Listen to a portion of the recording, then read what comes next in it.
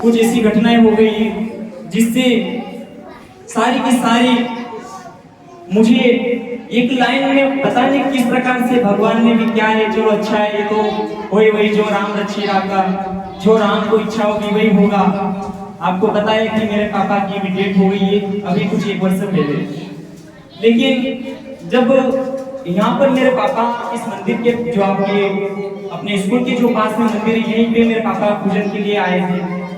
देखिए मैं शुरू से आपको कह रहा हूँ, मेरे पापा 2001 में आए थे यहाँ पे, उसके पहले और कहीं रहते थे, लेकिन मेरे और मेरे दीदी का जन्म तो यही हुआ है। मेरे पापा को ये जो गांव वाले लोग हैं ये यहाँ पे मंदिर पे लाए पूजन के लिए। मेरे पापा ने बहुत ही विधि विधान से पूजा पाठ अर्चना की, उन्होंने मुझे भी अच्छे से सिखा दिया। किंतु अगले वर्ष मेरे पापा की भी डेथ हो गई। मेरे पापा देखिए यहाँ पे आपको पता है कि कितने प्राइवेट स्कूल है, किस किस को पता है कि कितने प्राइवेट स्कूल है यहाँ पे? 2 से 3 तो होंगे ही श्रीमान किशोर। ये भी कब से चले आ रहे हैं प्राइवेट स्कूल। जब मेरा जन्म हुआ था तो मेरे पापा की पहचान के लोग जो जिनके स्कूल है वो, तो उन स्कूल वालों ने कहा कि अरे पंडित जी आपके बालक को तो हमारे स्कूल में पढ़ाओ, हम कुछ भी फीस नहीं लेंगे। इस प्रकार देखिए मेरे पापा को कहा। लेकिन मेरे पापा ने तो सोचा कि नहीं, मेरे बच्चे को मैं मेरे हिसाब से पढ़ाऊंगा, आपको कहने की कोई जरूरत नहीं है। अब देखिए आप जगदीश सर को कौन कौन पहचानते हो?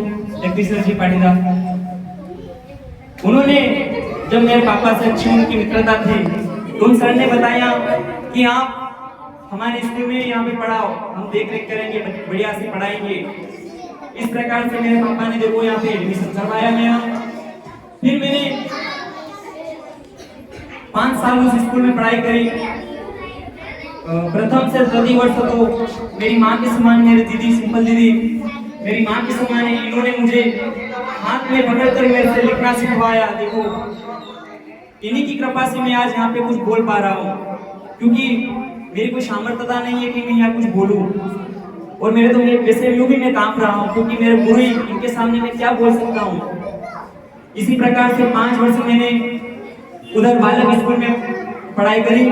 उसके पश्चात 3 वर्ष मैंने यहाँ पर पढ़ाई करी, जो आप हमारे प्राचार्य सर जी को पहचानते होंगे, प्रजापति सर जी।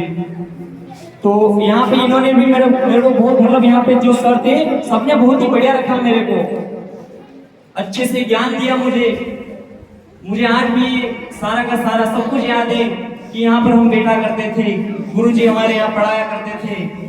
पहले के जमाने 2-3 वर्ष 4 वर्ष पहले थे, कुछ भी नहीं थे यहाँ पे, ये तो सब अब हो गया आपकी सुविधा के हिसाब से।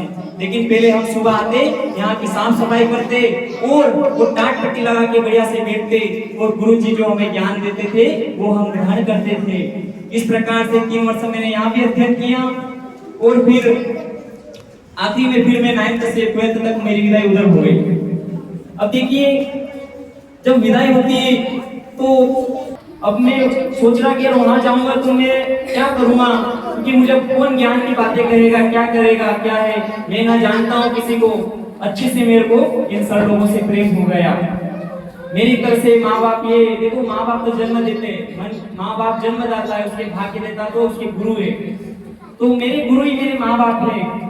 फिर मैंने देखो 8 साल यहाँ से पढ़ाई करके 9th तक मैं तो उधर करी, वहाँ पर भी मैं 4 वर्ष से पढ़ाई करके उसके पश्चात अभी मैं रतलाम पढ़ाई चल रही है, BA संस्कृत से कर रहा हूँ, 3rd ईयर में चल रहा है मेरा। पर देखो कुछ इस प्रकार बात है, ये तो मेरे जीवन की पूरी शैली हो गई है। लेकिन एक हमेशा एक बात याद रखना कि गुरु की बताए बातों पे चलोगे तो अवश्य एक दिन पार हो जाओगे। जिस प्रकार एक नदी में एक नाव होती है, अगर उस नाव में बैठ जाते तो अवश्य अपने को किनारा पार करा देती है। ठीक उसी प्रकार से गुरु भी होते, अगर आपने गुरु की बातें को ध्यान रख लिया तो ठीक उसी नाव के प्रकार से गुरु भी आपको नदी के बाहर कर देगा, पार कर देगा अपनी नैया को। इसी प्रकार से मेरे वाणी को मैं विराम दूंगा, क्योंकि मुझसे ज्यादा कुछ बोला नहीं जा रहा है।